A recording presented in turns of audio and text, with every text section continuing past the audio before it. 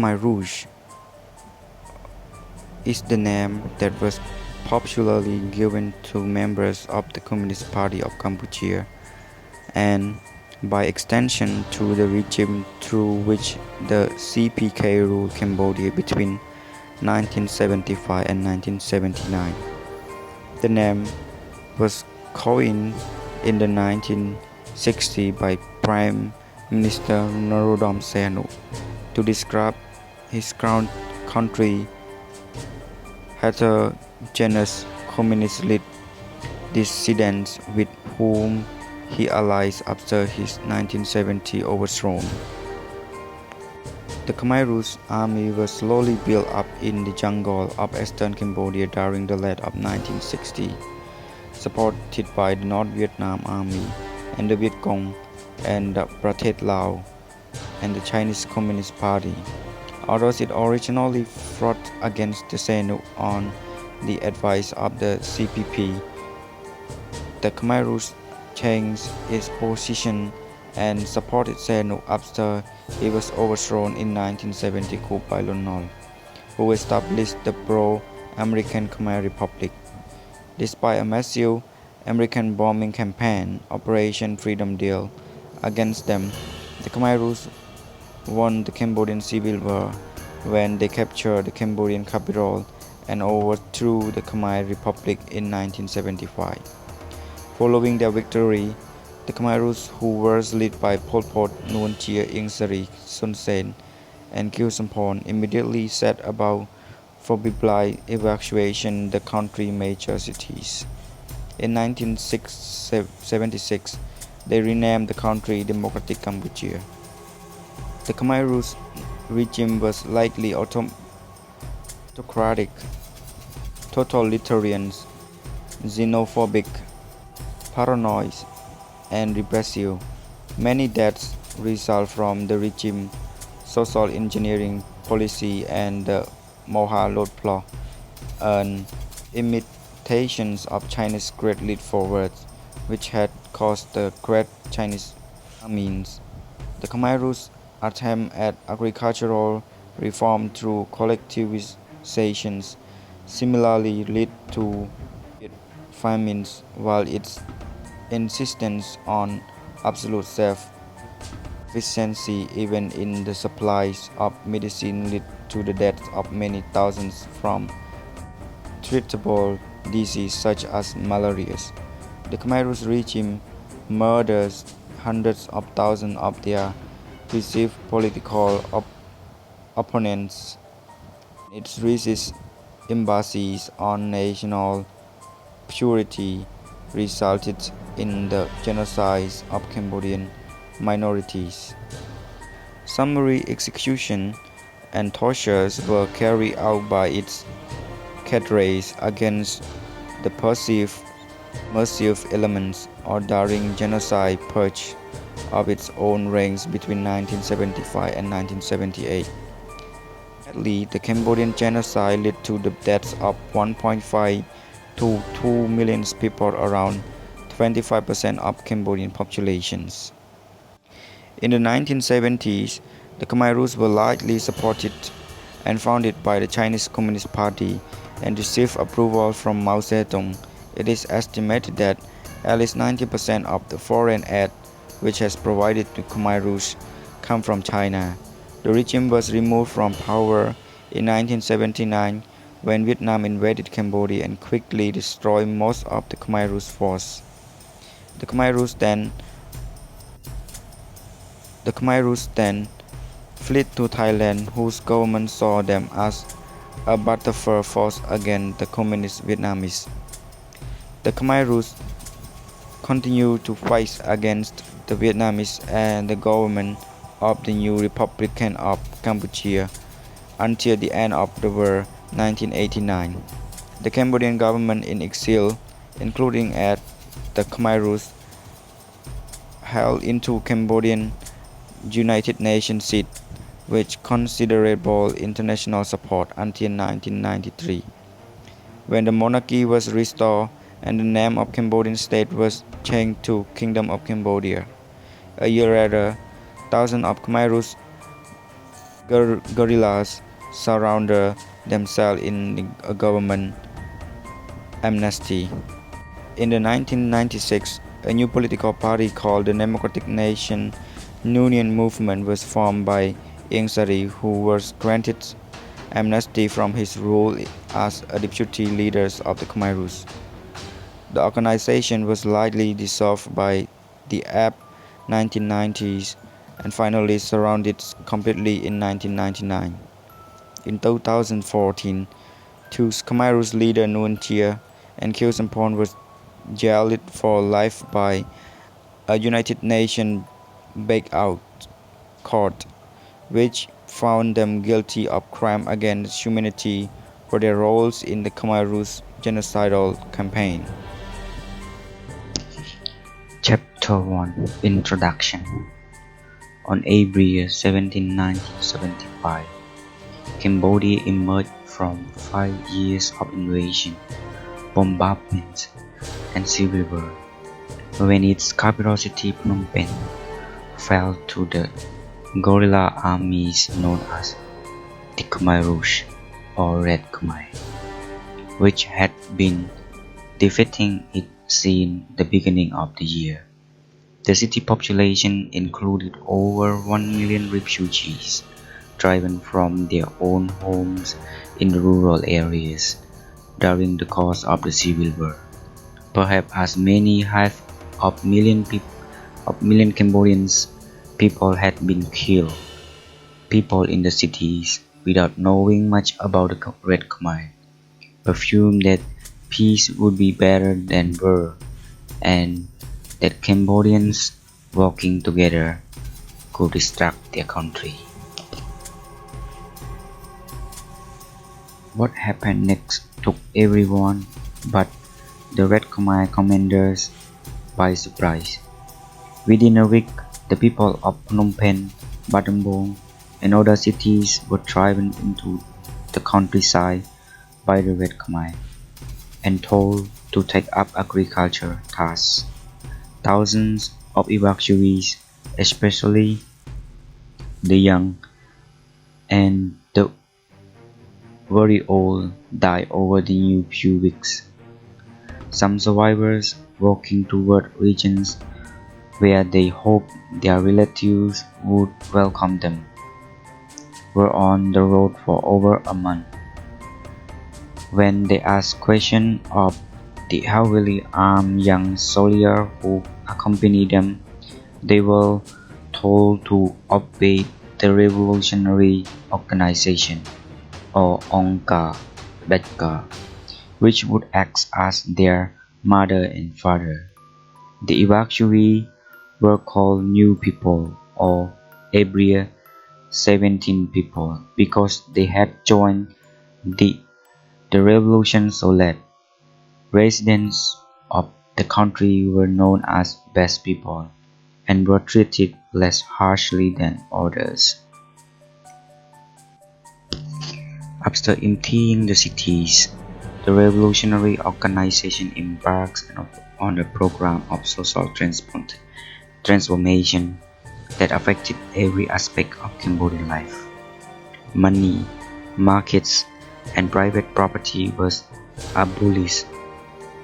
Schools, universities, and Buddhist monasteries were closed. No publishings were allowed. The postal system was shut down. Freedom of movement, exchange of information, personal adornment, and leisure activity were curtailed. Punishment for infraction was served, and repeat offenders were imprisoned under harsh conditions or killed.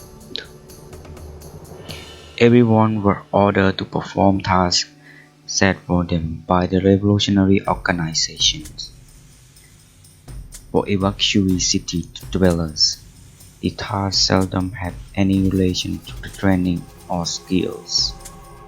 Instead, nearly all of them become peasants and were made to wear identical black cotton clothing. The movement leaders and their national remained concealed. To the outside world, Cambodia was still ostensibly ruled by the United Front government founded in Beijing in 1970, when Prince Norodom Sihanouk, Cambodia's chief of state, had been overthrown in a bloodless coup while he was abroad, replaced by a government that sought an alliance with the United States. The prince had been figurehead leader of the resistance in Beijing. By 1972, the Red Khmer controlled the resistance, but for the sake of international respectability, continued to operate behind the facade of Sihanouk coalition. The charade continued for the remainder of 1975. In January 1976, the revolutionary organization dissolved the United Front, changed the name of the country to Democratic Cambodia, and promulgated a new constitution. The document prized collective value, identified the revolutionary organization with the people's interests, and formalized the collectivization of Cambodian life. The word socialism or communism appear nowhere in the text. Soon after, Radio Phnom Penh announced that election would be held for a national assembly and broadcast the name of ministers in the new regime. The elections, it seemed, were primarily for overseas consumptions. Most news people were not allowed to vote. Best people voted for candidates provided by the organizations. Most of the winners were unknown outside the Red Khmer movement, although some of the new ministers, such as Ieng Sary, Khieu Samphan, and Nun Nung, were prominent elites who had joined the resistance against Sihanouk in the 1960s. Other elected were identified sooner or later as veteran revolutionaries. The Prime Minister, a rubber plantation worker called Pol Pot, was impossible to identify. At the moment he took power, just when he might have been expected to step into the open, he concealed himself behind a revolutionary name. For over a year, he revealed almost nothing about himself. When he made a state visit to China in September 1977 and was photographed there, Cambodia Watcher identified Pol Pot was a 52-year-old former school teacher named Salot Saw, who had been secretary of the Central Committee of the clandestine Communist Party of Cambodia since 1963. Pol Pot had announced the existence of the CPK for the first time in a triumphal speech recorded for Radio Phnom Penh just before he left for China. But every few Cambodians knew that Pol Pot was Salot Saw. He admitted his former identity only after his overthrow in 1979. My story clung to him as a news of what was happening in Cambodia between 1975 and 1978. The decade period filtered into the outside world. Most of the news was horrible. Refugees spoke of forced labor, starvation, random evacuations, and the tyrannical anonymous organization. What did Pol Pot and his colleagues have in mind? This handful of men and women presided over the poorest and most thoroughgoing Marxist-Leninist movement in an era of revolutions. No other regime tried to go so quickly or so far. No other inflicted as many casualties on the country populations. At one level, the revolution was a courageous, dumb attempt by a group of utopian thinkers to break free from the capitalist world system, abandon the past, and rearrange the future. Many radicals in other countries interpreted even in Cambodia in this way. At another level, the revolution sprang from a cultural misreading of Cambodia's political capacities, its freedom of maneuver, its neighbors, and the interests of the rural poor on whose behalf the revolution was ostensibly being waged. At a third level, Pol Pot and his colleagues displayed a thirst for power and an unlimited capacity for distrust. Believing himself surrounded by enemies, Pol Pot approved the torture and execution of almost 14,000 enemies at the regime interrogation facility in Phnom Penh, known by the code name as 21. And thousands more died in the regional purge he set in motion in 1977. Most of those put to death at S21 were royal members of the party. Victims were seen for most part to have been innocent of treason. What was the source of the revolution and its extraordinary violence? Between 1975 and 1979, those who in power in Phnom Penh frequently declared that they follow no foreign model and that the Cambodian revolution was incomparable. In fact, many decade slogans such as storming attacks, lead forward, independent mastery, and 3 tons of rice per hectares come without acknowledgement from Communist China, where the regime on the L of Mao Zedong that in September 1976 was going through a peculiarly radical phase. What the Cambodian leader meant by independence in large part was that they were different from and superior to Vietnam, whose communist movement had shaped and guided them for many years. Vietnam guidance began to grate on Salazar and his colleagues in the 1960s, when the Vietnamese treated them not as a revolutionary but as young brothers in their all-absorbing war against the United States.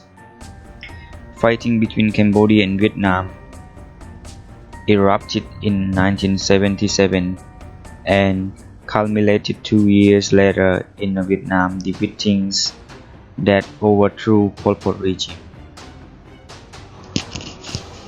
The mayhem that democratic Cambodia inflicted on its people led the French author Jean Lacouture to coin the word auto-genocide to differentiate events in Cambodia from previous pogroms, holocausts, purges, and vendettas. Lacouture honored if not the word he coined was justified by the facts. In less than 4 years, more than 1 million Cambodians, or 1 in 7, probably died from malnutrition, overwork, and misdiagnosed or mistreated illness. At least 100,000, and probably more, was executed for crime against the state. Tens of thousands perished in the conflict with Vietnam, and almost certainly started by the Red Khmer, but was what happened auto-genocide without former Elvere. Clear parallel and probably inspirations can be found in China's great leap forward in the 1950s, in the Soviet collectivization of Ukraine 20 years before that, and in purge in both countries of elements considered dangerous to the revolution leaders. In a sense, what happened in Cambodia, although more intense, was standard operating procedure in country whose politics Pol Pot, or brother number one, as he was informally known to subordinates and admire. The catastrophe of the democratic Cambodia and its effects encourage an examination of Pol Pot's political career to see what connections can be drawn between the man and what happened in Cambodia between 1975 and 1979, as well as before and since. The outline of his life has been known since the early 1980s. Sources have come to light that have made possible a longer, more detailed view of Pol Pot's career than Gagnon reached in his book, which dealt primarily with the period before 1975. Much of what has been written about Pol Pot since his time in power has been reckless and intemperate. This is not surprising in view of the impact of the revolutions, but calling him a moon-faced monster or a genocidal maniac or worse than Hitler, first picked from the journalist reports, was no explanatory power.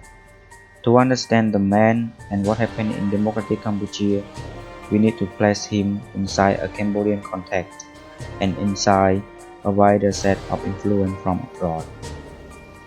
During my research, I talked with several people who had been to school with Salazar in the 1940s, who had known him in Paris or who had known him as a schoolteacher in Phnom Penh.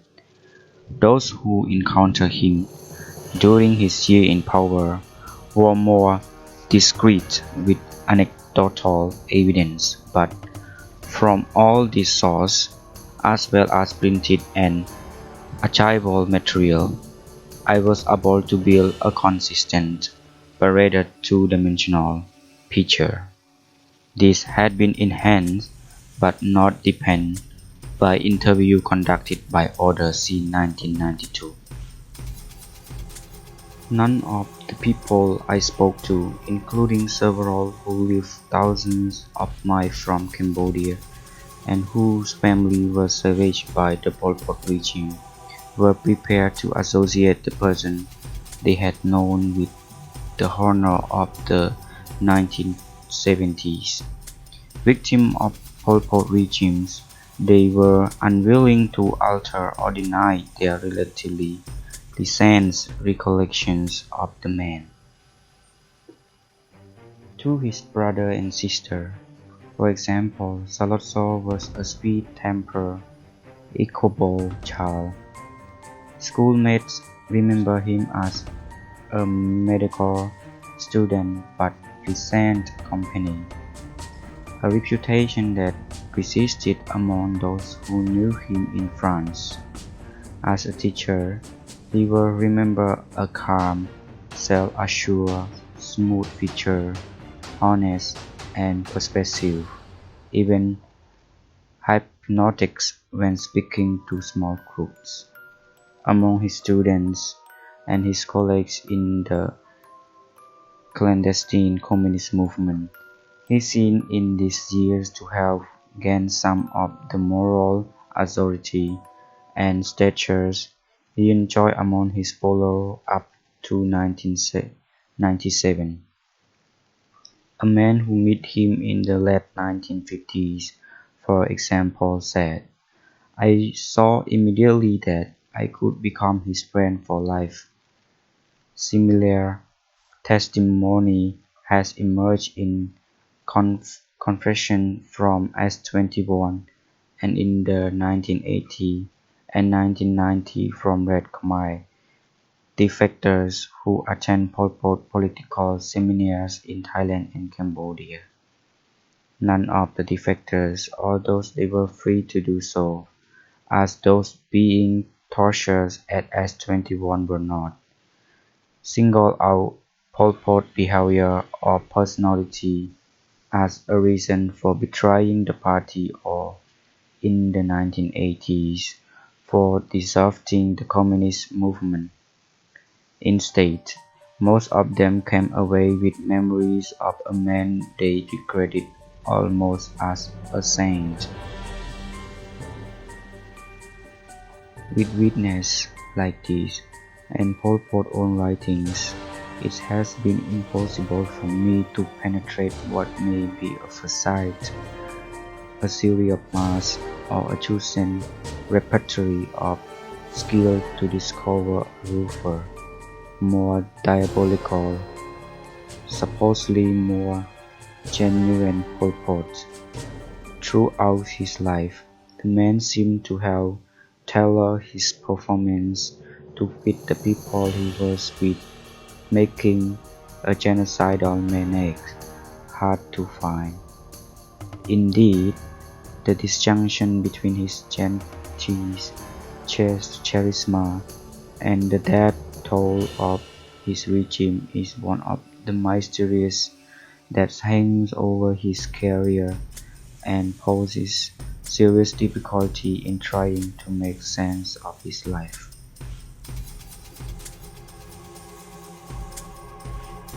The concealment or absence of conflict in Pol Pot's personal life has almost made it difficult to reach sweeping or persuasive psychological conclusions about him. First, he only apparently a happy child and an inspiring teacher. Was his kindly manner fake? Was he a cynical political animal, a true believer, or a mixing of both? Was he a paranoid nourished by a sense of betrayal or persecution, or a utopian who saw his vision wrecked by others? Is there a difference?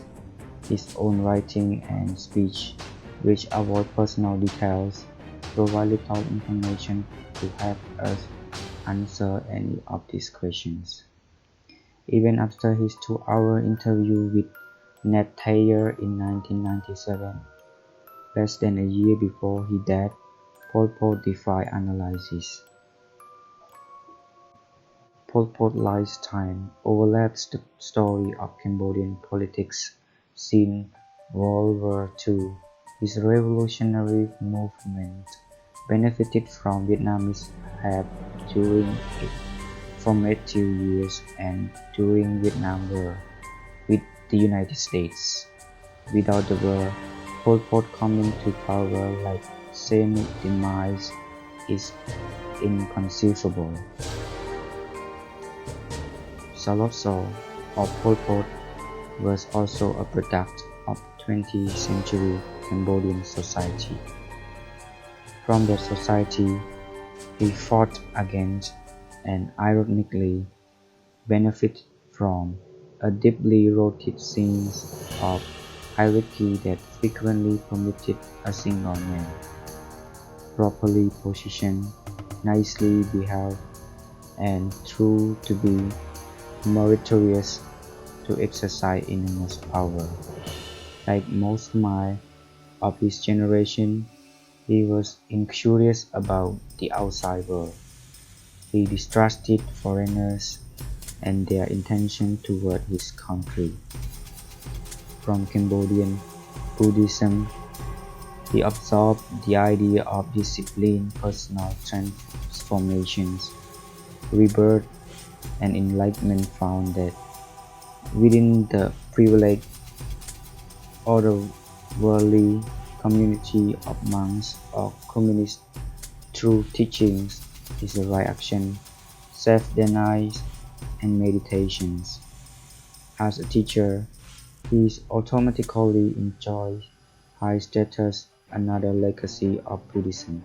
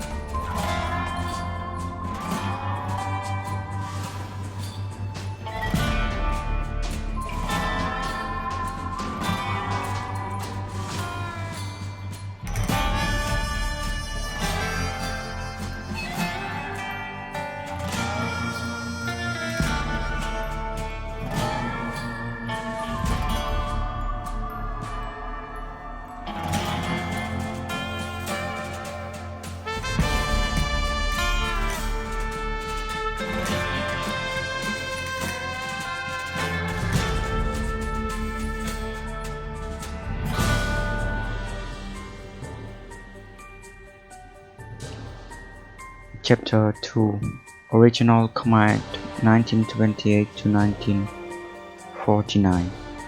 Who was Pol Pot?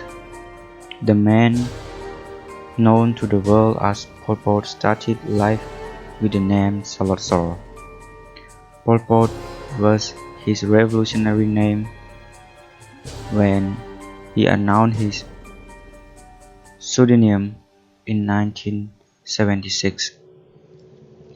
He followed precedents set by several communist leaders, including Lenin, Stalin, Tito, and Ho Chi Minh.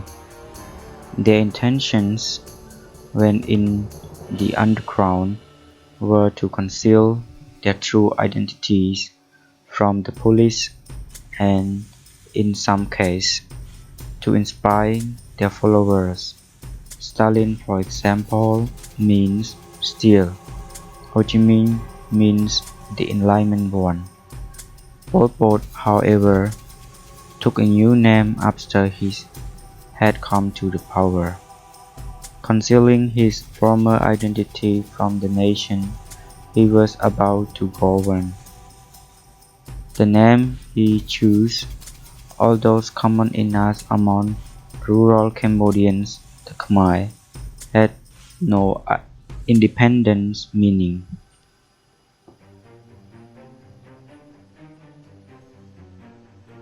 In making this bizarre, self-effacing gesture, Salotso or Pol Pot was behaving true to form. Beginning in the 1950s, he preferred working in secret to living in the open.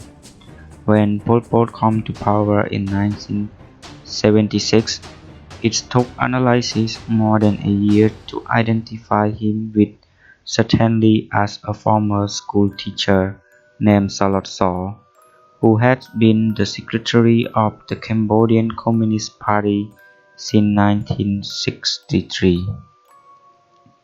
Pol Pot admitted his original name offhandedly to an interview in 1976, several months after he had been driven from power.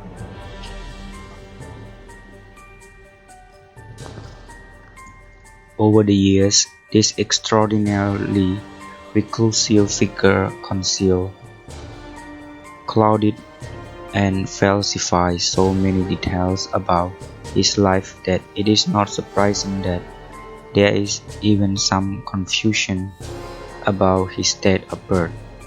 North Korean radio announced in 1977, before Pol Pot had been identified as Salotso, that he had been born in 1925. French colonial records prepared in Cambodia in the 1950s, however, state that he was born on May 25, 1928.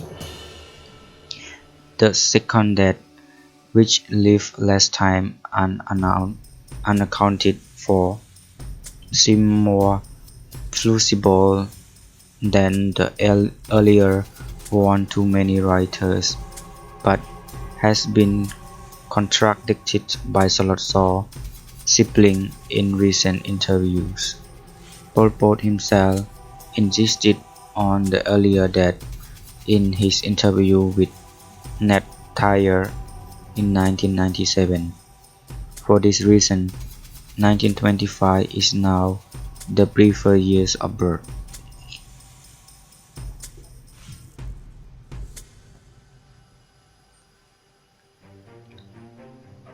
Salotsaw's parents were ethnic Khmer. He was born in the village of Breisbø, less than 2 miles west of the provincial capital of Kampong Thom, some 90 miles north of Phnom Penh. His father, Pan Salot, was a farmer with 9 acres of rice land, several draught cattle, and a comfortable house. Salotsaw's mother, Sok Nim, was widely respected in the district for her piety and good works. Saw was the eighth of 9 children, 2 of whom were girls. 5 of 9 survived into the 1990s. Palace connection. What set the family apart from others in the regions were its connection with the royal palace in Phnom Penh.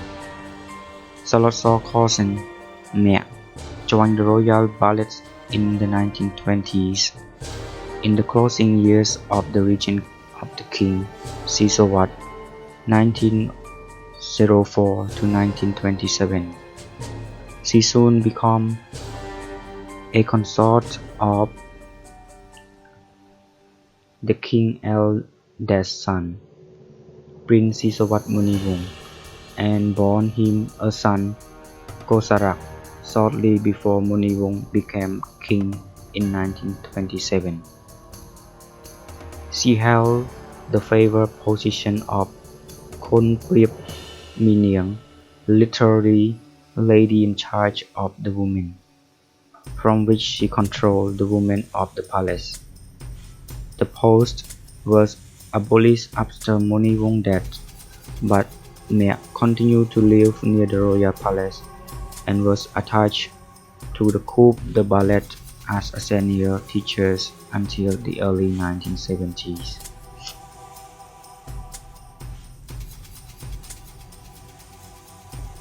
Salotsaw's family enjoyed other royal connections. In the late 1920s, Salotsaw's older brother, Lotsong, went to Phnom Penh to work at the palace as a clerk. Soon after, their sister Salot Ruang, nicknamed Saruen, joined the ballet and at some point in the 1930s became a consort of King Muniwong. Song worked in the palace as a clerk until 1975, and in the early 1940s married a dancer, Chiasami. Saruen, a favorite consort of the king, returned to Kampong Thom after Muniwong's death in 1941 and eventually married a local policeman.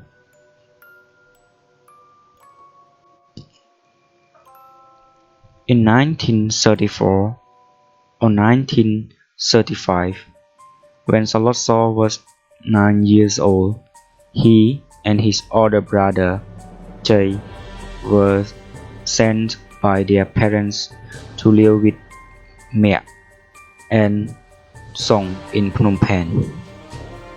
Saw probably would have preferred the relatively carefree life of Breisbø to the more demanding one of being raised by busy relatives in a strange city. Informal adoption by prosperous relatives are a traditional feature of Cambodian life, and therefore should not be taken as indicating estrangement between children and their natural parents. In fact, although Saul's brother and sister-in-law have insisted that Saul got along well with his parents, he is not known to have mentioned them in conversation with other people. This silence, however, may be related to a conscious effacement of personal information rather than to animosity. There is no evidence that he had conflicts with his father of the sort that characterized the adolescent years of Stalin, Mao Zedong, and other prominent political figures.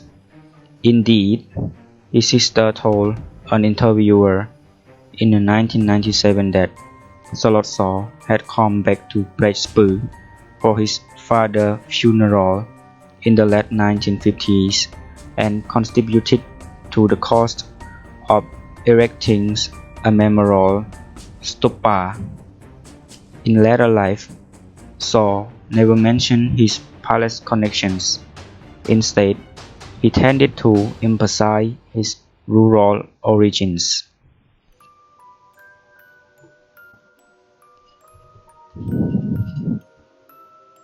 Soon after arriving the capital, Salot Saw spent several months as a novice at Wat Batomatai, a Buddhist monastery near the palace that was favored by the royal family. At such a young age, and recently separated from his parents, Saul must have been traumatized by the solemn discipline of the monastery, even though there would have been other little boys with shaven heads wearing yellow robes with him. At the Wat Batomatai, he learned the rudiments of Buddhism and became literate in Khmer. Saul was also forced to be obedient. Ironically, for someone who embraced atheism and xenophobia so fervently in later life, this brief period was the only time in his formal education which lasted until 1952, in which Khmer, rather than French, was the language of instructions.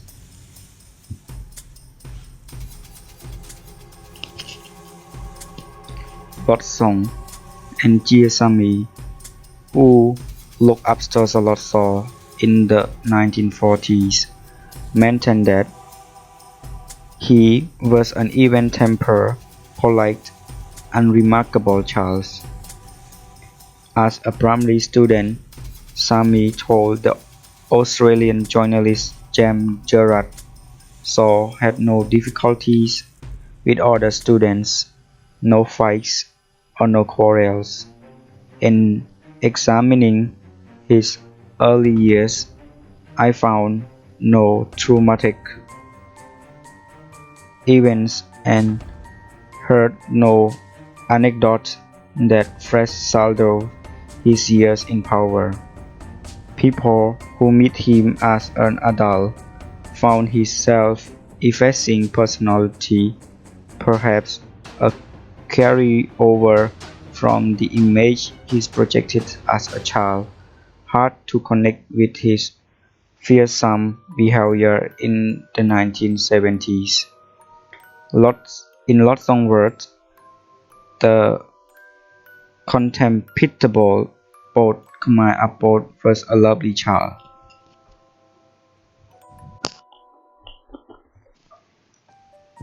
Phnom Penh in the 1930s. When Saul was growing up in the 1930s, Phnom Penh was a sleepy, sun-drenched town that has been established as the capital of a France protectorate in 1866. As far as Europe and America was concerned, Phnom Penh was at the base of the world. The city had the form of a rectangle, running north-south along the western bank of the Tonle Sap River, which flowed into the much larger Mekong River at that point. Many public buildings, such as the post office, the library, and the railroad stations, were reminiscent of their counterparts in provincial France. So were the tree-lined avenue radiating from the public gardens to the north and the shielded promenade along the river. In 1936, roughly half of its population of 100,000 was immigrant Chinese and Vietnamese, who dominated the commercial sector. Its 45,000 Cambodians lived around the palace as monks, farmers, artisans, and petty traders in the southern and western sectors of the city. There, the Cambodian bamboo and wooden house rest on the stilts and surrounded by mango and banana trees, with domestic animals roaming underneath, was indistinguishable from rural droving. In those days, most Cambodians chose or drifted into careers in government, farming, or religions, leaving commercial affairs to the Chinese and Vietnamese. Vietnamese immigrants into Cambodia was encouraged by the French, who found them more vigorous and better educated in France than the Khmer, and welcomed them into the middle ranks of the colonial civil service. The center of Phnom Penh contained a bustling commercial quarters of Chinese shops, warehouses, eating stalls, and markets. To the west, parallel to the river, ran shaded streets and boulevards lined with the stucco-covered villas of French civil servants, Chinese businessmen, and the French-educated Cambodian elite. At the northern edge of the city, a small hill that gave the city its name was crowned by a 17th century monastery and several Buddhist reliquaries. The area had been landscaped by the French into a 25-acre park with a small zoo, a floral clock, some stationery, a bandstand, and several outdoor cafes.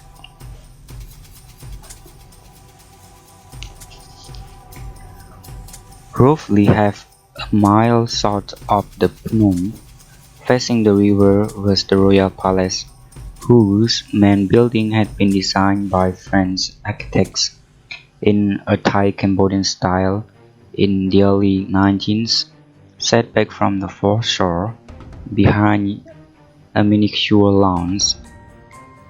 The white and cream buildings with their quaint orange tile roof glittering in the sun resemble the Buddhist temples scattered throughout the city and give passers-by a glimpse of a resplendent and ethereal world.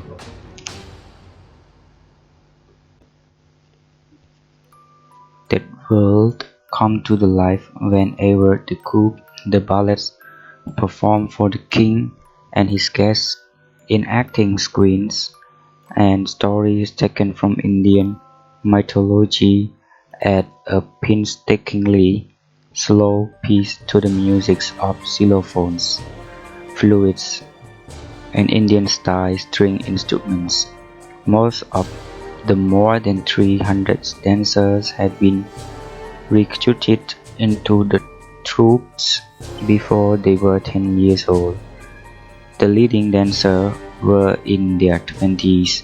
Some performances were key to the Buddhist calendar or to Brahmanical ceremonies peculiar to the palace. Others were in honor of important visitors to Phnom Penh. The performance, which lasted for several hours, occurs at night when it was cooler. They depicted a gold-then-crusted world of princes and princesses, hermits, demons, and magical beasts. Like the puppet theatre in Java, which was also based on the classical Hindu stories, the dance had strong religious overtones. Through them, the dancer gained access to the supernatural force that affected people's lives and were thought to govern the agricultural years.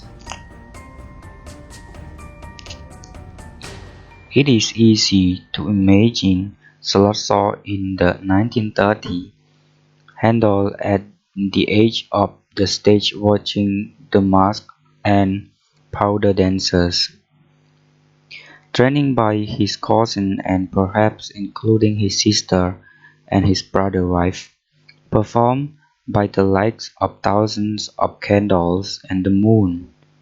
Each dance involved thousands of movements, each key to the movement in a particular story and to the mythological characters being portrayed. None of the gestures was improvised. Although some dancers might be more beautiful or more graceful than others, their movement depend on memory, traditions, and practice, in other words, on what they had been taught rather than on what the individual wanted to express. The dancers were vehicles for traditions rather than its interpreters, effacing one's creativity by memorizing what the teachers impart is an integral part of traditional Hindu and Buddhist teaching for locations as diverse as dancing and art and monastic life. It also characterized the painstaking way in which Pol Pot trained his subordinates in the Cambodian Communist Party. Pol Pot's modesty as well as his teachings earned his students admiration. Perhaps these radiations of self-concealment, combined with the costume donning and role-playing and the empowerment that comes from performing, helped Slotshaw to shape his public persona. He was perceived by many throughout his career as clean and smooth, almost as if he were a dancer hiding behind a mask.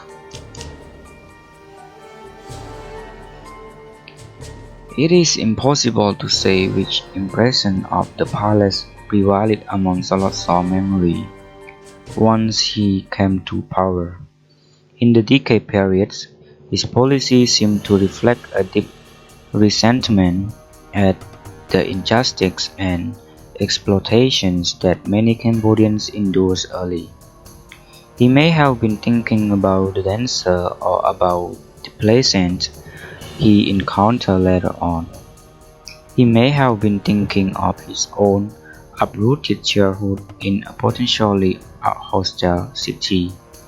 In any case, he appeared to have had no use for the ballet as a cultural institution, perceiving it as a corrupt, counter-revolutionary element of Cambodian life like money, bank, and property. The coup de ballet was disbanded when the communists came to power. The weight of the past.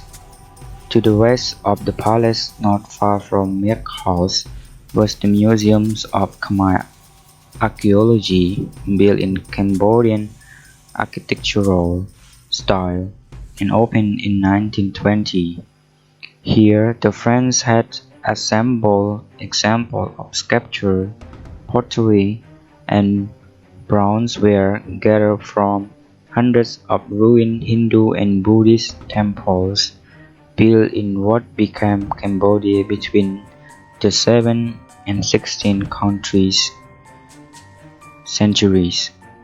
This ancient civilization, rediscovered by the French, had accumulated in the Korean Empire, which flourished in the northern Cambodia between the early 9th century and 1400.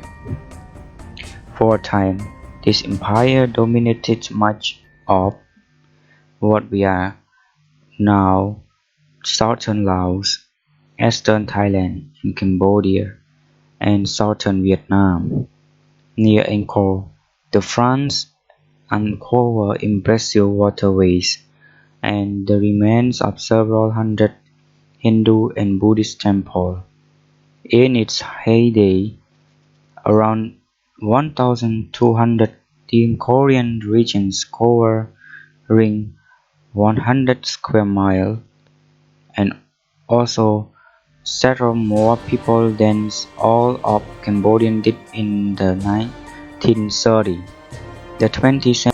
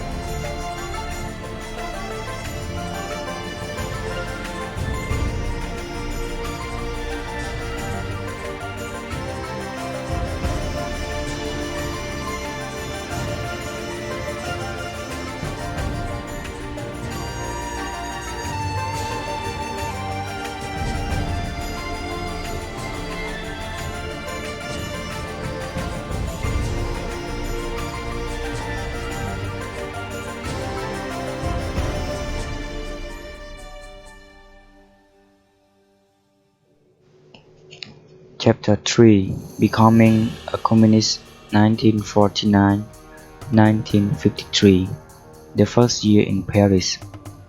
For nearly a month, the Gemnigate steamed west through the Indian Ocean and the Red Sea, reversing the Romantics' voyage to Indochina depicted in many colonial novels.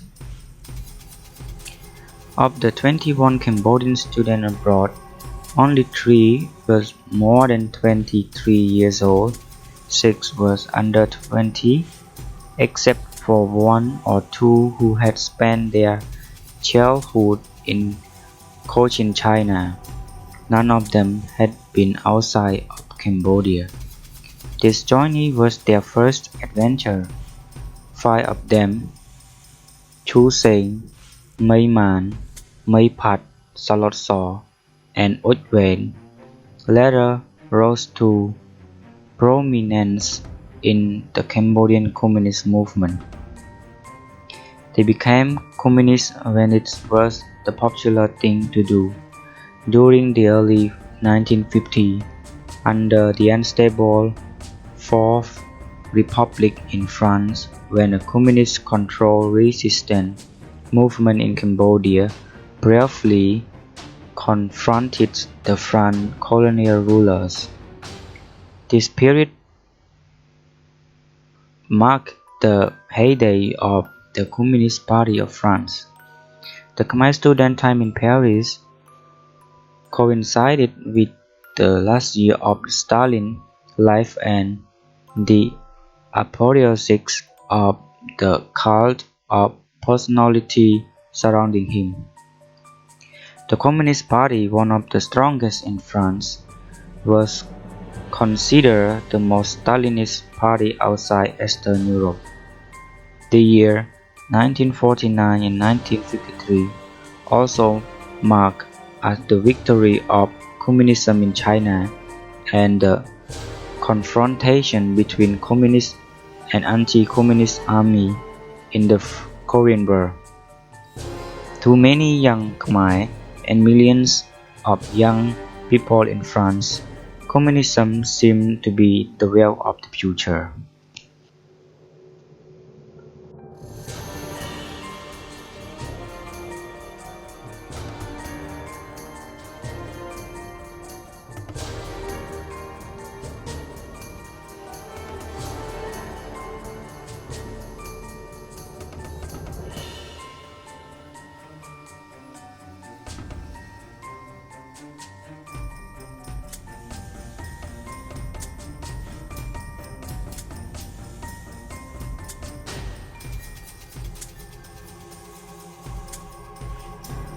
During the Sea War's age, however, it is unlikely that the young Cambodian give politics much thought.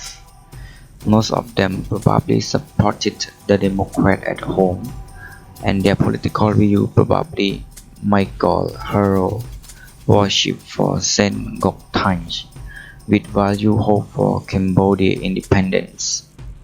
What preoccupied them was not Cambodia's future, but their own. What would France be like? They asked each other.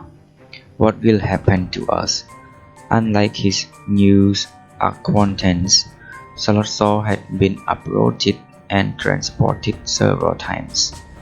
Plucked out of his parent village as a little boy, he had been dropped into a French primary school in Phnom Penh and then sent as a boarder to Kampong Cham.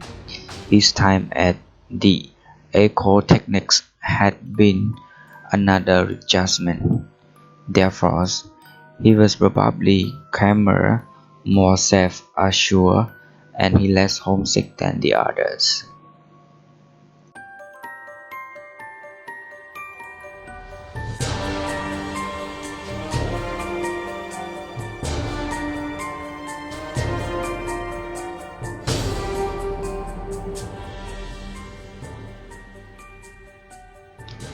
The ship docked in Marseille in late September.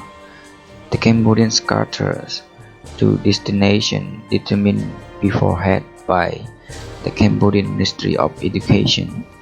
Most of them traveled from Marseille by train. To reach the station from the port, they had to climb a wide stairway flanked by giant statues depicting France's overseas possession in allegorical form. The statues are still there.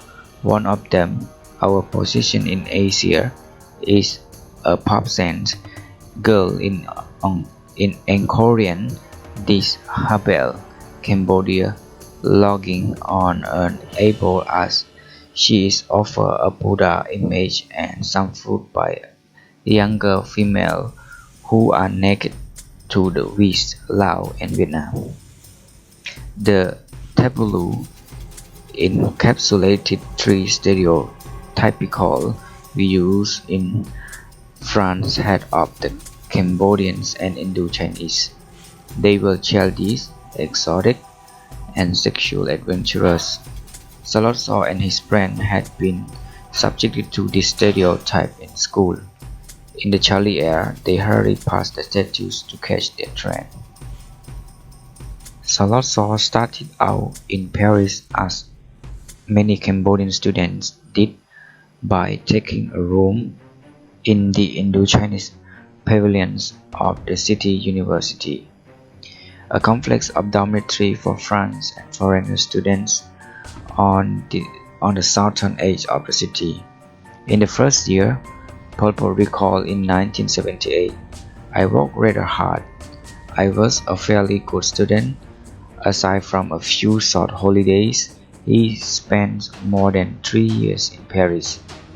We know that he enrolled for courses connected with radio electricity, and we know where he lived in 1951 and 1952. We have scattered contradictory impressions from Cambodians who knew him at this time. His academic career made a little, if any, difference to him. He took no examinations and lost his scholarship as a result. By the time he left for home in December 1952, he had gained no formal degree. The most important event in this period from a biographical perspective was that Salazar became a member of the French Communist Party. This move probably occurred in 1952. When he returned to Cambodia, he joined the Vietnamese-dominated communist resistance against the French and became a member of the Indochina Communist Party. Since there was not yet an autonomous Cambodian party he could join. These affiliations and so long entanglement with Vietnam colored the rest of his life. His associations and friendships with other Cambodians studying in Paris also had a decisive influence on his career. His most significant relationships were with radical Tuan Mom and Ken Van Sa, who arrived in Paris in 1946, and with his friend Ieng Sari, who arrived toward the end of 1950. Tuan Mom was a member of the most powerful non-royal family in Phnom Penh. His grandfather, known merely as Tuan, amassed a fortune as the Minister of Palace Affairs under King Norodom Sisowath and Muniwong. Mom's father, Tuan Hol, was the first Cambodian to earn lycée and university qualifications in France. Mom, a few years older than Salazar, studied at the University of Hanoi until 1945, when he returned briefly to Phnom Penh. In 1946, he was among the first Cambodian students to be sent to France. Tuan Mom specified in applied science and later had a distinguished academic career. In 1951, it seemed he joined the French Communist Party. Mom was probably responsible for bringing Saw into the party in 1952. Kangwon-sak's background was less privileged, although he enjoyed some connection with the royal family. During World War II, he attended the Lycée Sisawat, where he excelled in literary study and befriended the talented young radical Ieng Sary. Wansa went to France to study Cambodian linguistics. Although drawn toward the left of the political spectrum, he never became a communist. As an ardent nationalist with anti-royalist leaning, Wansa was closer to Salazar than Tun Mom was, and so had formed some of Saw's political ideas. The City of Light had retained a reputation for over a century as a vibrant intellectual center. In 1949, artists, politicians, writers, philosophers, and musicians mingled in the contending school of existentialism, post-impressionism, phenomenology, Gaullism, and communism, to name only five.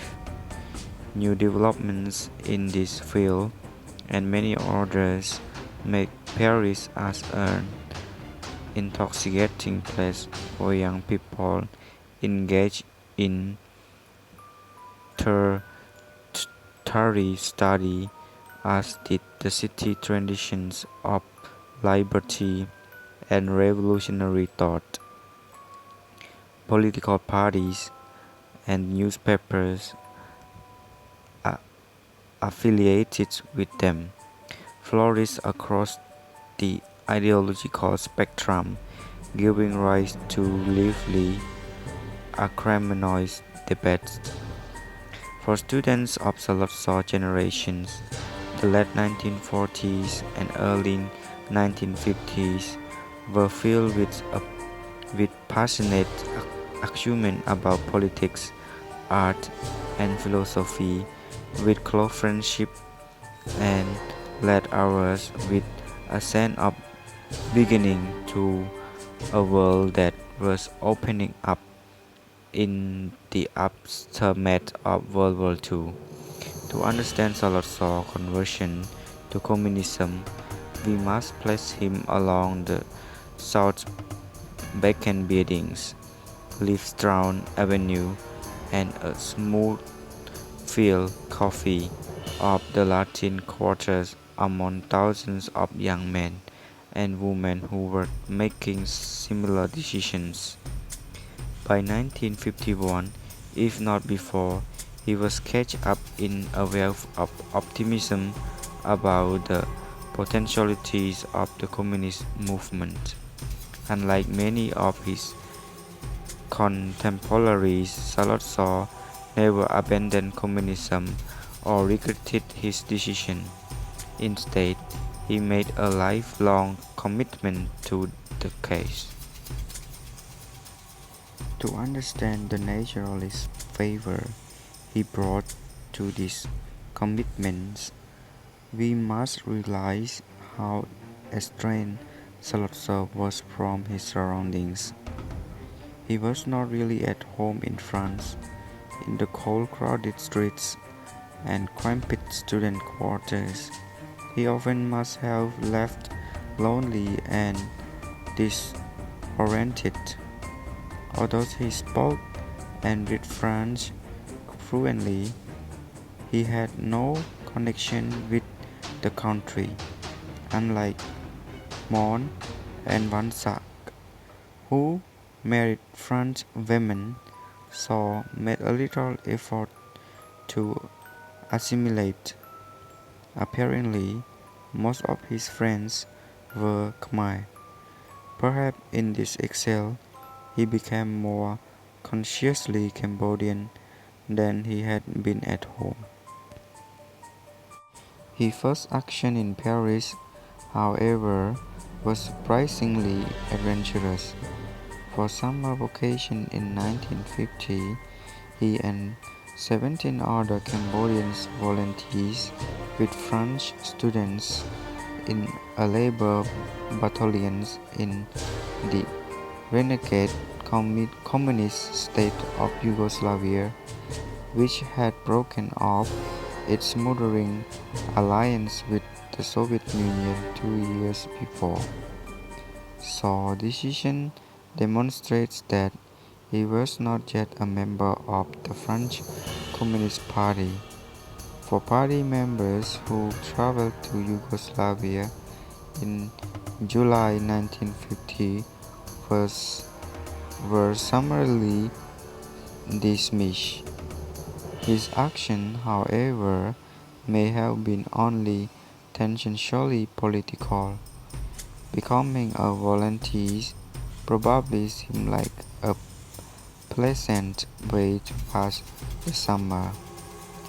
Indeed, speaking to Nathaya in 1997, Pol Pot recalled, "I went to Yugoslavia because it was vacation time and I had no money. We went just for pleasures." Whatever his motives were, Salazar worked for a month as a manual laborer in a communist country at an exciting stage of its development. The regime was led by the World War II resistance hero Joseph Tito Broses, who, in breaking with the Soviets, had drawn venomous attacks from the USSR and from other communist parties in Europe.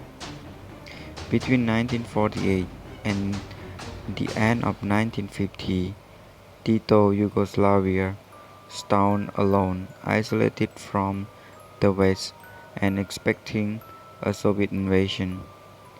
To mobilize his people, Tito engaged them in a massive construction projects. This nationality-based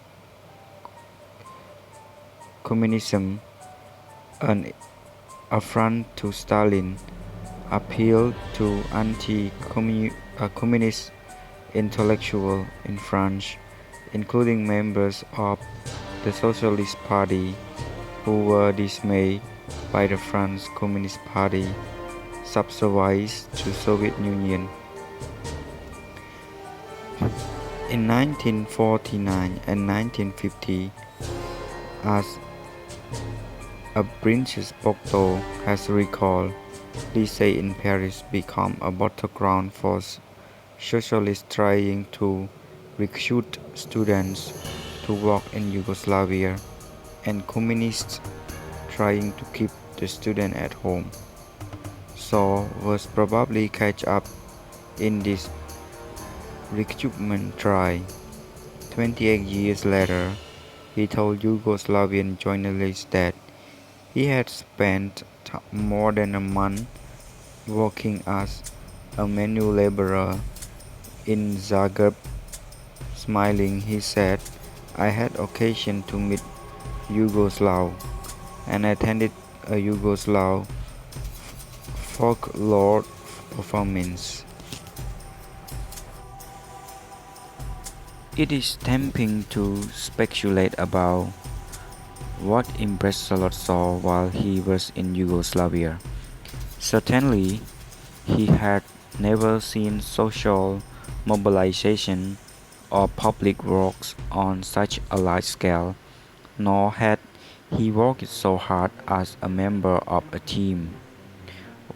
That summer, Yugoslavia was suffering from a several drought and famine, food riots, and a Soviet invasion was genuine possibilities. It was a dramatic time. Yugoslavia confronted this challenge much as the Soviet Union had done in the early 1920s during the era of world communism by mobilizing the people's revolutionary will. So followed this example when he came to power. Salazar's response to Yugoslavia was probably similar to that of Leyan, another Cambodian who went there. Yan wrote a letter of thanks to Yugoslavia authorities in which he described his experience in glowing terms, using phrases that foreshadowed some of those in favor under Pol Pot regime 25 years later. Everywhere, Yang wrote the People's Federal Republic of Yugoslavia resembles an enormous worksite where factories, roads, railways, and hydraulic centers are being built. This effort is also vastly of price because the strength of all people united around their leaders give them the chance of gaining successive victories, knowing that it is a question of national survival. When Saul returned to Paris to enroll, the study of radioelectricity must have seemed irrelevant and time. Political developments in Cambodia 1950 to 1951. Saul and the other Cambodian students in France followed the political developments at home as closely as they could. In 1950 and 1951, this consisted primarily of maneuvers among political parties in Phnom Penh and the gradual estrangement of the King Sihanouk from the most successful party, Democrats. Sihanouk's hostility and the Democrats' eclipse narrowed the political options for many Khmer students in Paris. Then, in January 1950, a dramatic event in Phnom Penh shocked their faith in orderly procedures and in the Democrats' long-term chance for political power. The party charismatic leader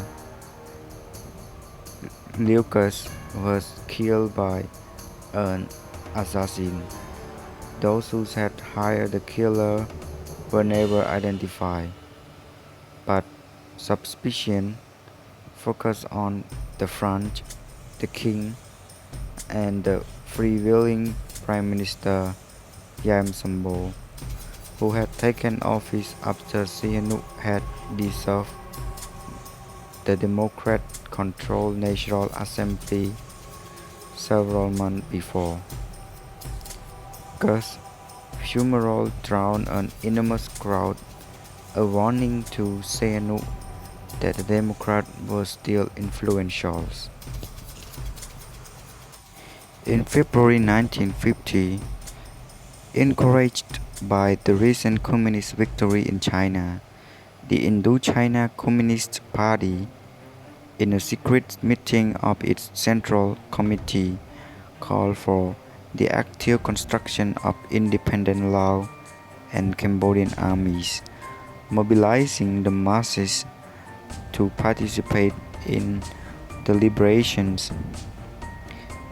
The decision paved the way for formation of rudimentary communist parties in both countries and eventually lead the foundations for Salazar's long career. The three parties, in turn, were to be controlled from the shadow by the Indochina Communist Party, whose leaders were all Vietnamese. Without the February 1950 decisions, it is unlikely that Cambodian communists or Salazar rise inside the movement would ever have made headway.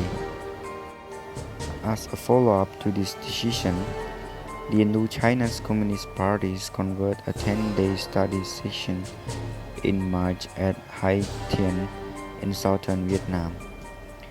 The meeting drawn together party country already concerned with Cambodian affairs, and it was later referred to as the meeting at which a provisional revolutionary government for Cambodia was founded. Its high point was a lengthy speech by Nguyen Thanh Son, a middle-ranking official in the Indochina's Communist Party, who had led Vietnamese resistance troops inside Cambodia and had been recruiting Cambodian guerrillas for over a year. The text of his speech fell into the hands of the French translated. It is over 50 pages long. It was the first detailed discussion of the prospects for revolution in Cambodia by an astute analyst of Cambodian affairs. Son's speech foreshadowed many of the difficulties Cambodian communists like Salazar would have encountered. The most recent of these, which Son perceived as an advantage to the movement, was the matter of Vietnamese domination.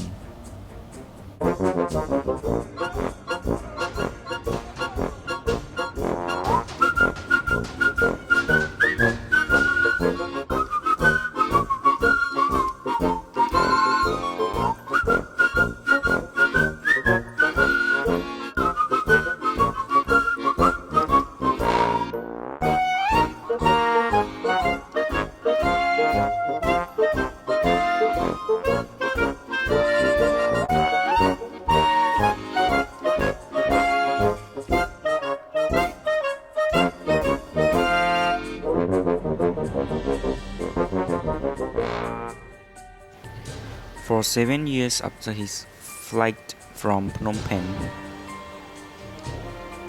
Salazar was on the run, hiding in makeshift camps in eastern and northern Cambodia. The only respite occurs in 1965 and 1966, when he spent several months in North Vietnam and China. Most of the time, Salazar's injury and orders on the Central Committee were cut off from developments in Phnom Penh and elsewhere in the world, except as filtered through intermittent party couriers known as Nisai or Trusted People, and shortwave radio broadcasts from China and Vietnam. This isolation affected their decision. After 1963, Saw and his friends met a few non-believers. They talked continuously to each other, bonding together and reinforcing their paranoia and their self-assurance. They probably spent most of their time identifying enemies, Khmer, and constructing scenarios for the Cambodian people. Gaps between the scenarios and what Cambodians wanted to say nothing of what was feasible. was numerous and wide. They wanted unnoticed. When the leaders of the party said that theory was subordinate to practice, what they want was not that theoreticians had much to learn from ordinary people, but that the integrity of the leaders themselves, rather than a theoretical stance, determine which strategy and tactics the party would follow. Up to 1960, so when his friends met a few non-believers, they talked continuously to each other, bonding together and reinforcing their paranoia and self-assurance. They probably spent most of their time identifying enemies among and constructing screeners for Cambodian people. Gaps between the screeners and what Cambodians wanted to say nothing of what was desirable was numerous and wide. They went unnoted when the leaders of the party said that the theory was subordinated to practice. What they want was not that theoreticians had much to learn from ordinary people, but that the integrity of the leaders themselves, rather than a theoretical stance, determine which strategy and tactics the party would follow. For Soloso, this period, discouraging as it seemed, probably reinforced his sense of destiny and self-importance. Approval of his idea came from subordinates in the party who were forced by his statutes to be differentials. Moreover, with no territories or populations to administer, he made a few practical mistakes because his rhyme was insubstantial. His idea could be utopian. The party member he met was all in sense. His student to extend the metaphor. He ran the school. He taught in a school that had no inspectors, no parents, and no external governing body except perhaps the Vietnam Workers' Party in faraway Hanoi. Isolations, comparative safety, and self-importance were decisive in the formation of the politics that guided the leaders of Cambodian Communist Party when they came to power. Although decisive were events outside the country. Between 1963 and 1970, the leader did not have to temper or dilute their ideas with practice, compromise, or competitions.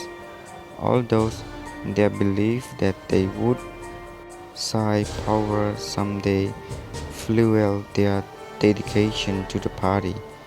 This belief did not become a possibility until 1970 when Sihanouk was overthrown. Even then, it took 5 years of fighting for Red Khmer Graham in France, and Khmer Rouge, as Sihanouk had always referred to the moment to gain control. Their victory in 1975, given their results and history, was unexpected. There were several foreign influences on Soloso in this period. The most important intellectual one was probably the so-called Cultural Revolution in China, which broke out in 1966 and continued under various guises until Mao Zedong died 10 years later. This mass movement likely engineered by Mao himself, was intended to accelerate his idea fix of continuous revolution, class welfare, and the empowerment of the poor. Society was mobilized to destroy many of the institutions the regime itself had created, including briefly the Communist Party leadership. When the Cultural Revolution spun out of control, Mao redirected it, but many of his other policies remained unaltered until the early 1980s. Lotso visited China in the early phase of the revolution. He must have been impressed by what he saw. Some of the measures introduced in China at the time, for example, the partial evacuation of cities, storming attacks on economic problems, and the abandonment of differential military ranks, were later adopted by the Red Khmer. Chinese ties, purges of class enemies were also widespread in democratic Cambodia, and Cambodia economic ambitions were described as the great leap forward, a phrase borrowed from the extravagant industrialization program launched in China in the 1950s. It is uncertain if Shaw even learned that the Cultural Revolution was a disaster. Similarly, he may never have known that the Great Leap Forward had failed, to say nothing of Stalin's collectivization program in the 1930s. A key feature of his 1966 visit was his encounter with Kang Xiang, a senior Chinese grade who had often served as the head of Mao's secret police and who befriended Salazar on this occasion.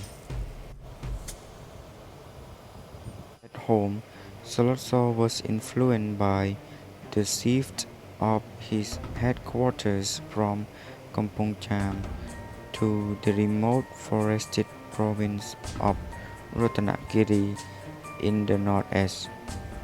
The move occurs after he had returned from China and was probably done with Vietnamese advice and certainly with Vietnamese approval. The most far-reaching influence on Salazar, however, was the war being waged in Vietnam. The war had at least three effects on Cambodian political life. One was that Sihanouk have fearing a communist victory and have desiring one, for he had come to head the United States, decided that the way to keep Cambodia out of the war and guarantee its survival was to strike up an alliance with North Vietnam and its surrogate in South Vietnam, the National Liberation Front (NLF). In November 1963, Sihanouk rejected any further U.S. military assistance to his regime. He followed this in 1964 with a secret agreement with the Vietnamese that allowed Vietnamese communist troops to station themselves on Cambodian soil and move through the country so long as they respected its its inhabitants. In exchange, the Vietnamese promised to honor Cambodia's independence and its frontiers when the war was over.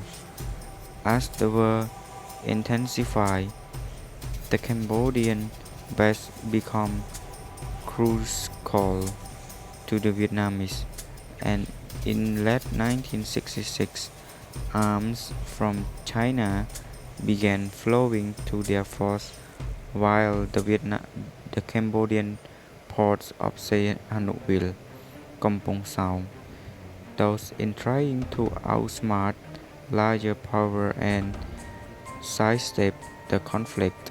Sihanouk compromised his neutrality and guaranteed that Cambodia would be dragged into the war. A second effect of the war and a by-products of Sihanouk arrangements was that Cambodian communists were called by the Vietnam to provide military and logistical support. Several hundred Khmer communists traveled to North Vietnam without Sihanouk knowledge for military and political training.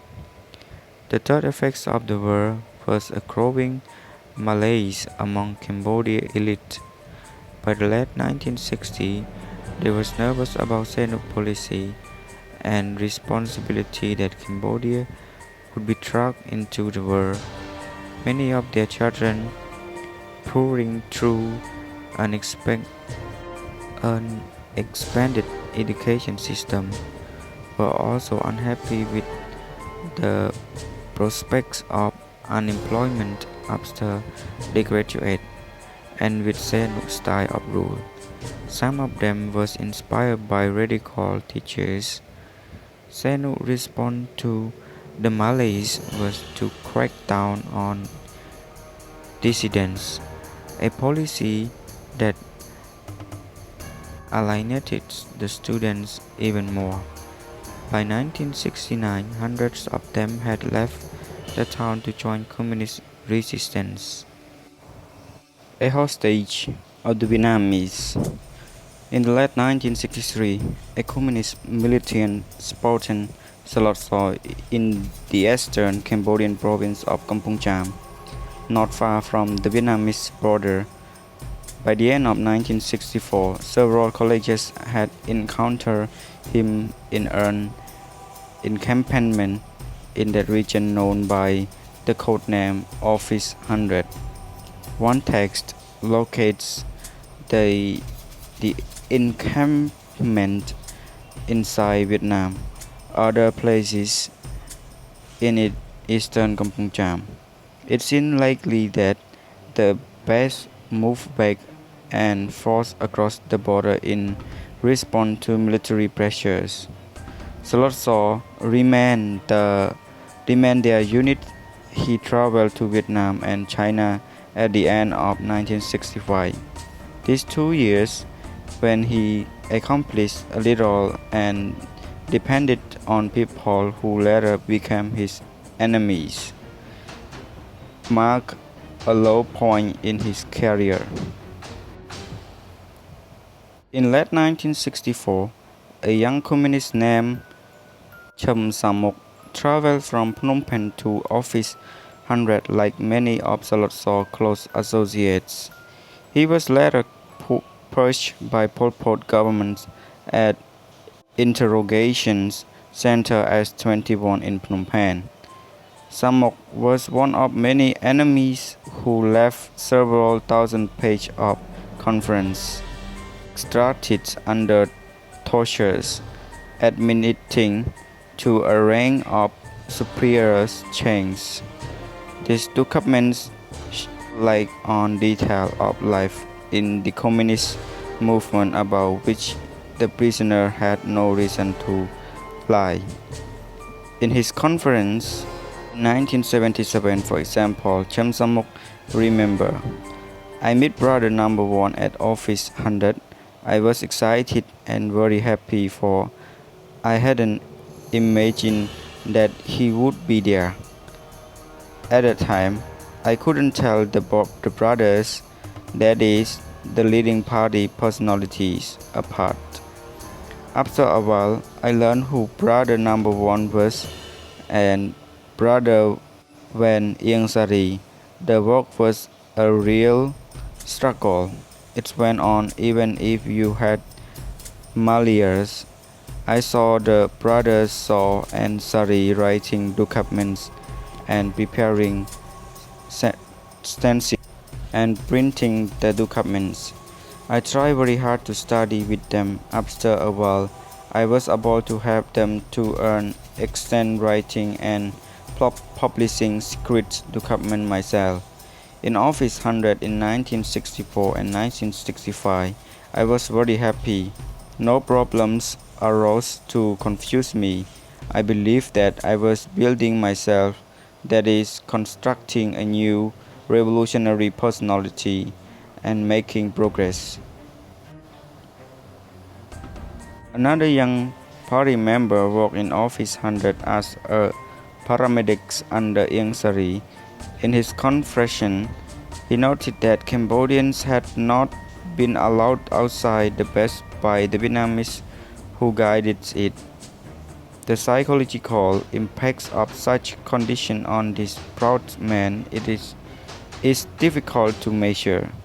In 1964-1965, Office 100 seemed to have contained no more than 20 Cambodians at any given time.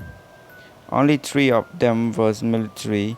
Those at the base included such party stalwarts as Kelmir, Ni Saran, or we can call Ya, Sok Knol, Sao Pim, Central Committee's member with responsibility for the eastern part of the country, and Thu Chat wife Im Nien Lee, who acted as cook for Saw and Sari in Office 100 and who was brought into the party by Sari in 1966 as a reward for her revolutionary zeal. In spite of these handicaps, Saw and his colleagues proceeded to plan a revolution. In late 1964, Saw converted a study meeting at the base. A party document from 1978 asserted that the meeting decided to counter any eventual coup by the Americans, an opinion confirmed by a former party member interviewed by Steve Hayder in 1980. The coup they envisaged would have involved the United States supporting Lon Nol or the exiled Son Ngoc Thanh in a move against Sihanouk. In such an eventuality, the communists would not be able to count on Sihanouk's alliance with China and Vietnam or his anti-American stance, and would have to consider initiating a mixture of armed and political struggle. This was precisely the decision the party reached 2 years later, shortly before Lon Nol became prime minister in another Sihanouk regime. Making plans and dreaming of success was as much as the Khmer could do. From Office 100, Cambodia revolutions seemed a long ways off. To begin with, the Cambodian Communist Party was unnamed. The crime, malarious conditions under which Saw, Son Sen, Ieng Sari, and a handful of others lived for 2 years probably explain Pol Pot's failures to sit any party initiative from this time. In his 5-hour speech announcing the existence of the party in 1977, he limited himself to 2 events in Phnom Penh over which the party leaders exercised no control.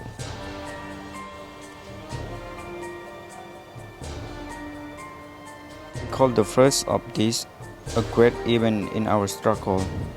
This was San's decision to cut off the U.S. military aid in November 1963. So failed to mention San's name. The second event was the demonstration against the U.S. Embassy in March 1964, when several thousand students, soldiers in Malti, and other Cambodians demonstrated against the U.S. bombings of a Cambodian village near the Vietnamese border. In fact, the demonstrations had San's approval and took the communists in the capital by surprise. One wait who participated in them noted later, "I had never imagined that there could be such a large movement. The revolutionary force by themselves was incapable of such a thing."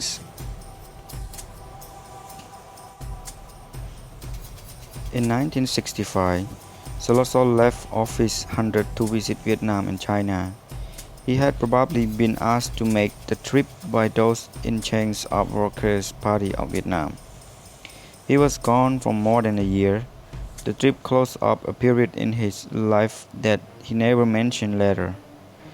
At times in Office 100, despite the brave front he presented to subordinates, he must have come close to despair. He was certainly far removed from his time as a teacher in Phnom Penh or as a student in Paris, when he had been free to move around. Life had been easier, and continuous conversations made a revolution seem a genuine possibility. The visit to Vietnam. Salazar Gaumes and several other Cambodian communists, including Niang, a Prachachon veteran, visited North Vietnam and China between June 1965 and September 1966. Ieng Sari's wife, Kiltirat, claimed in 1981 that she and her husband had been in the delegations. Their participation is unlikely. Salazar and others were probably summoned north by the Vietnamese to discuss escalations of the war and expanded rule the Cambodian communists would be called upon to play. Tactics as well as a suitable political line needed to be enrolled. Furthermore, the Vietnam wanted to familiarize themselves with Tu Samut, 30 years old successor. The Cambodian communists who had resettled in North Vietnam in 1954 and 1955, and afterwards also eager to meet Saw. When the delegations reached Hanoi, its members were treated with respect. Salazar gave lectures to his countrymen about the situation at home, and with some of them discussed the question of the party name, that it had been changed to the Workers' Party of Cambodia in 1960. He probably enjoyed meeting with John Xuân and Rat Samuel, his old friends from Paris. Another colleague from Viet Minh days, Kelmani, recalled that Saw's visit to Vietnam lasted about 9 months and included several courses of study for the Khmer and aimed at bringing the party members in Vietnam and those in Cambodia into agreement. Kelmani also claimed that Pol Pot had brought documents dealing with building the party, politics, combat, and economy when the Bon Mi were of. Solotso and his colleagues must have been intrigued that so many Cambodians like Keo Moni were undergoing political and military training in North Vietnam. They may have wondered that these people were being trained to do and where their royalty lay. The delegates also took part in secret talks with Vietnamese Communist Party officials, led by the General Secretary Lê Don. For many years, the only record of these talks was in the so-called A Potential document written by Pol Pot 12 years after these events to justify Cambodia conflicts with Vietnam. The book was written in 1978 when Cambodia's relations with Vietnam had reached their nadir. As such, the text is certainly best revealing many of Pol Pot's obsessions. However, Vietnamese document concerning the visit study in 1960s by Thomas Ingebert and Christopher Gosha revealed that the Illinois treatment of events is generally correct. Illinois lambasted the party former patron in Hanoi. Pol Pot's anger does not necessarily make his allegations false, but he certainly wrote the parts about himself and the delegation in 1965 to 1966 to make the missions sound more autonomous, successful, and important than it was. The liberal noise comes from example that Lee the one criticized the Khmer sharply for adopting their own political line. Pol Pot continued, the Communist Party of Cambodia had its own political line, saying to that line, the revolutionary movement in Cambodia had taken wing. This disrupted the Vietnams because if the revolution in Cambodia developed and strengthens itself independently, they would be unable to control it. According to the Lebanese Laidon, then presented the Khmer with a document in the Vietnamese language that called on them to renounce the revolutionary struggle on behalf of Cambodia and wait for the Vietnamese to win. This may well be the documents cited by Elizabeth and Georgia, which stated that Cambodian independence does not mean breaking up and creating a separate movement. Instead, Sihanouk could be used to appeal to the people on behalf of the movement, or the movement could use the cover of Sihanouk's name to appear to the mass, although it was still be led primarily by US. The conflict on the question of the political line was very bitter, but the Cambodian delegation preserved its calm and did nothing to annoy the Vietnamese after departure of Secretary Pol Pot to Cambodia. The Vietnamese knew that the Communist Party Cambodia would maintain its line, which was to carry out armed struggle in combination with political struggle.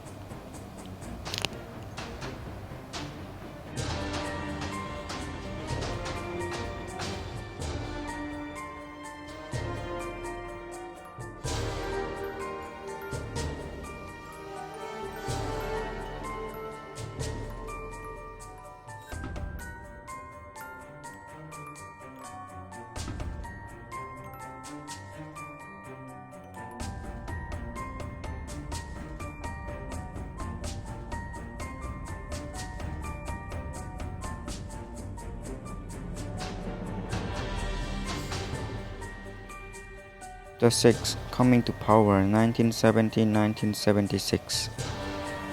The decision to form a nation front with Sann as chief of state had two effects on Salotso's career. One was that after 7 years on the run-up, he became, at 45, the military commanders of the Cambodian communist components of a popular alliance. Another was that the movement he commanded now benefited from extensive Vietnamese military support. These two factors meant that he could preside over the expansion of Cambodian Communist Party, while his force could be trained behind a shield provided by the battle-handed Vietnamese. So did not emerge from hiding, and it was more than a year before he was even identified as an official of Sann National Front. Inside the country, authority was supposedly placed in the hand of one of the three ghosts, Q Sampon, ostensibly working on Sann's behalf.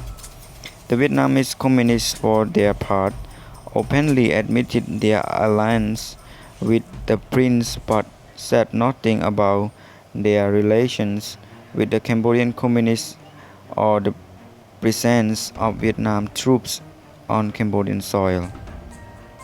Model for this bewildering arrangements, a palace described by Elizabeth Baker as a hall of the mirrors, was provided by the National Liberation Front in South Vietnam, whose socialist agenda and link with North Vietnam was concealed from the Vietnamese public and even from some of the front's most dedicated members.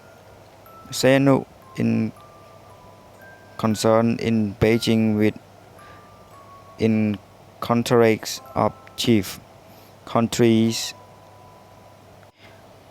conquerors, and hanger-on was a figurehead from the start, although he vigorously maintained and probably believed that he was beloved by most Khmer and would hold some kind of positions when the war was over.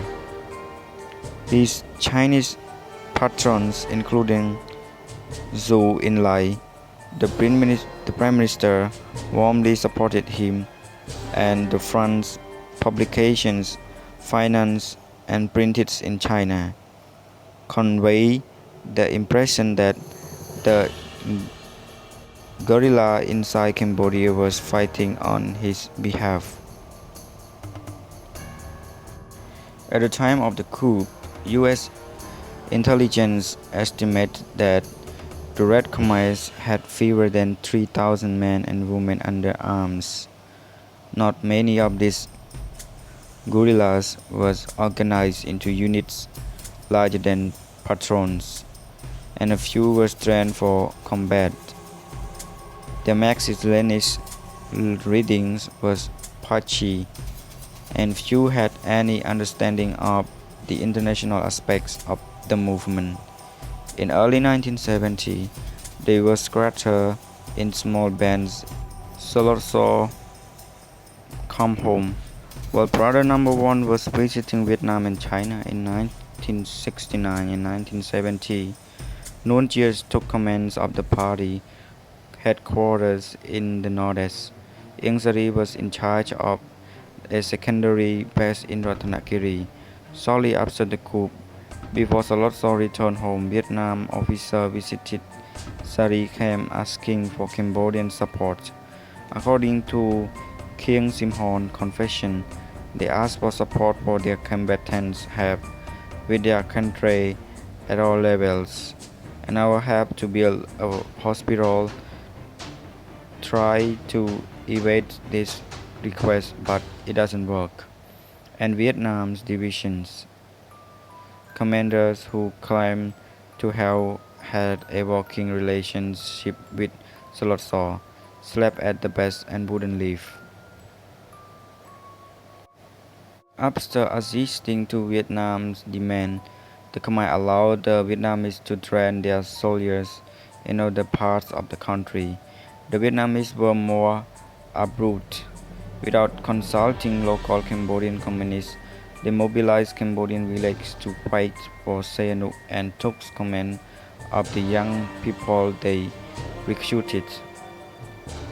They hoped to capitalize on people's shock at the coup and Sihanouk's popularity to secure their base and supply line in Cambodia.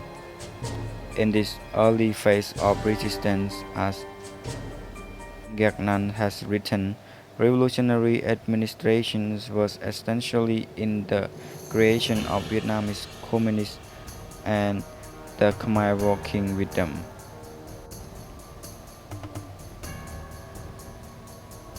Preparing the final assault.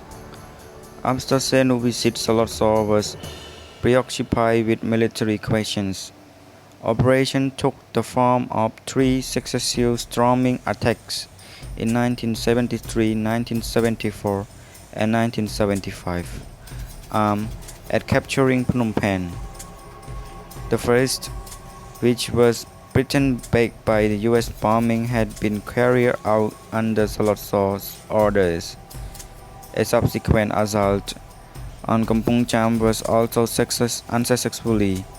Both attacks revealed that the Cambodian communists had become a disciplined fighting force estimated at roughly 60,000 armed men and women capable of taking heavily casualty and of maneuvering in regimental strengths. The first offensive was costly and traumatic. Between May and July 1973, rebel troops was spurred forward by the vision of liberating Phnom Penh and defeating the United States.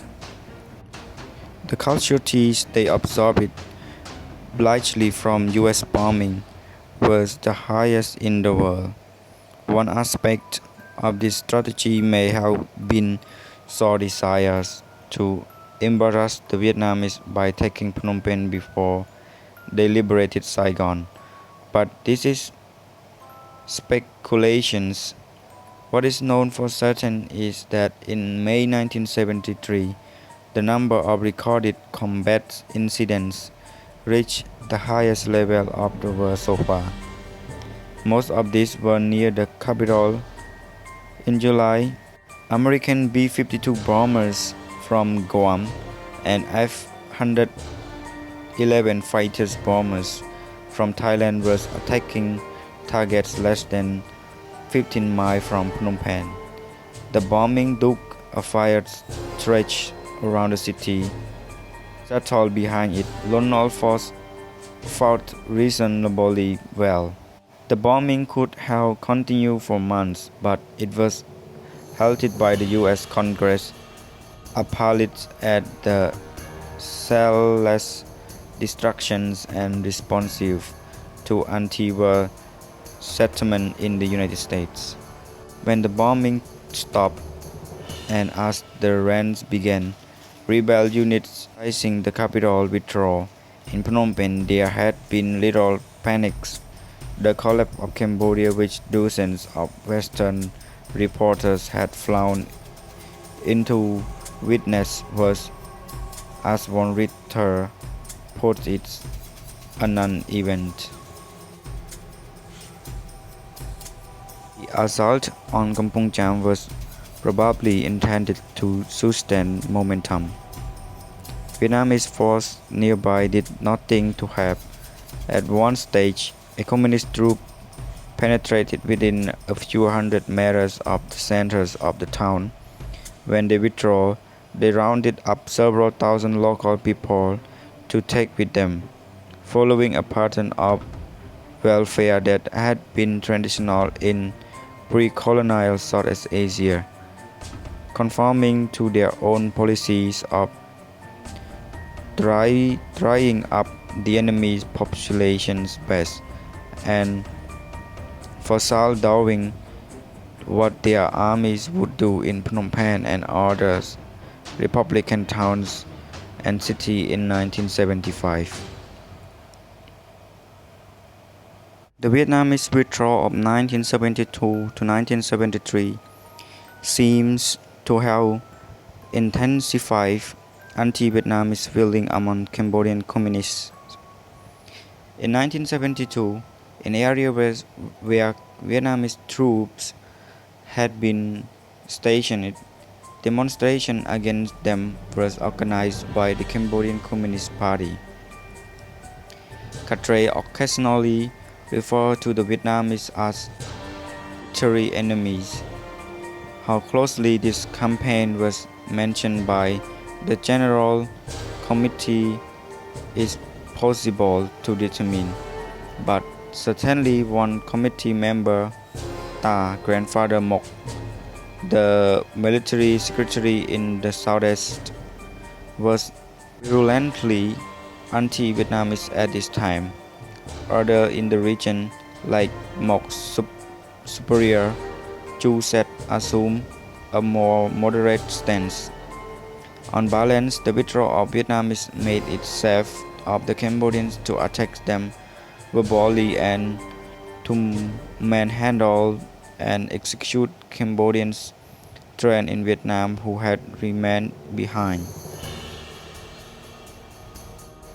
For the last part of this book, the David Chandler was prefaced that I am grateful to my editors at Westview Press, Rook William and Christian Milvalix, the project editor, for encouraging me to prepare a second edition of this book. In bringing the narrative up to the date, closing with Pol Pot death in April 1998, I have invalid the text and then the endnotes to insert new data and to correct mirror error pointed out by the correspondents and reviewers. In addition, I have updated the bibliography essay at the end of the book.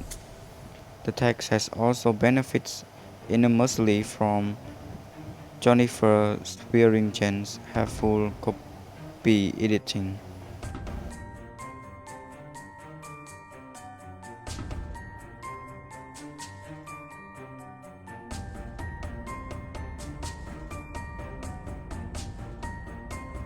Phnom Penh ơi 3 ឆ្នាំនឹកនាងគ្មានស្បាយក្នុងអរាខ្ញុំឃ្លាតពីអ្នកចិត្តខ្ញុំខ្លោចផ្សាខ្មាំងផ្ដាច់ចេតនាអ្នកហើយនឹងខ្ញុំឃ្លានអ្នកចេញទៅអរាឈួរក្តៅសំដៅសងសឹកជួនណានាងសបញ្ជាក់នៅដួងចិនខ្ញុំភ្នំពេញដួងប្រលឹងជាទីស្នេហា3ឆ្នាំខ្លោចផ្សាតែនាងរសាបានប្រវត្តិថ្លៃថ្លាអង្គអាចក្លាហាននាងតំណាងឲ្យបានដួងប្រលឹងខ្មែរធ្លាប់មានប្រវត្តិល្បីល្បាញក្នុងលោកដែរប្រលឹងជាតិខ្មែរ